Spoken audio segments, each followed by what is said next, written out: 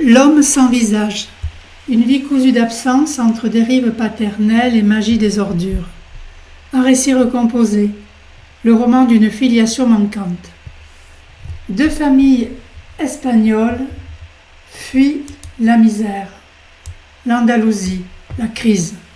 En route vers la France, deux adolescents, 16 et 19 ans, s'aiment dans l'exil. Un enfant naît. La mère est forcée au mariage, non pas par amour, mais par devoir familial et honneur social. 3 ans plus tard, le père disparaît. Pas de photos, pas de lettres. L'enfant grandira sans visage paternel, sauf ce fait manquant. Il a été enlevé par ses grands-parents paternels, stoppé à la frontière. De ce traumatisme naît un fantasme puissant d'être désiré, combattu, revendiqué, fût-ce par la violence. Le garçon grandit dans un brouillard généalogique. Aucune question possible. La mère efface tout. Dénie le père parle d'une circoncision comme d'un simple accident, infection du prépuce, tandis que plane l'ombre d'un judaïsme caché. Un remariage scelle son exclusion. Le beau-père reconnaît les enfants biologiques, mais pas lui. Il devient l'intrus, l'image du disparu, le rival. Il tente pourtant de jouer au père, cherche une place dans la fratrie recomposée, mais se heurte à une jalousie meurtrière et au détournement de l'amour maternel.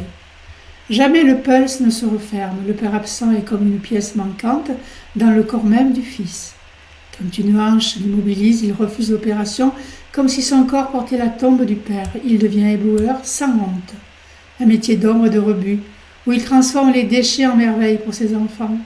Pour eux, il est le magicien des poubelles, celui qui, à défaut d'avoir reçu, donne. Il n'aura que des filles, pas de fils pour faire trace.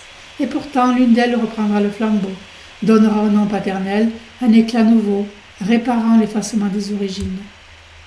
Le père a été là comme une absence agissante. Cette vignette est traversée par une figure centrale, le père manquant, non pas seulement absent, mais effacé activement, interdit de représentation.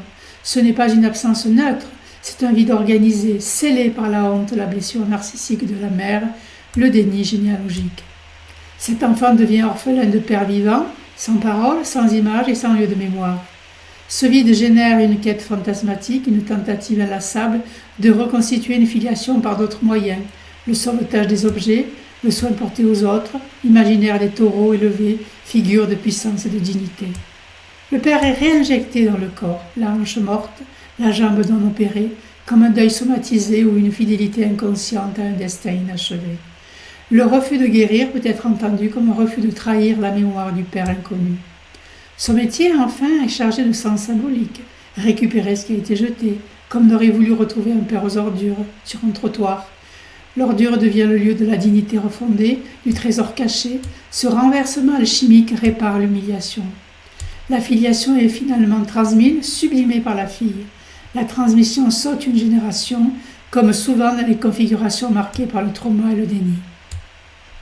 On aura comme résonance clinique et littéraire et cinématographique évidemment Chaplin, Dickens et Les Petits Invisibles. Ces récits évoquent puissamment Chaplin dans Le Kid, l'enfant jeté à la rue, l'homme pauvre mais affectueux, l'inventivité dans la pauvreté et surtout la transformation du rebut en miracle.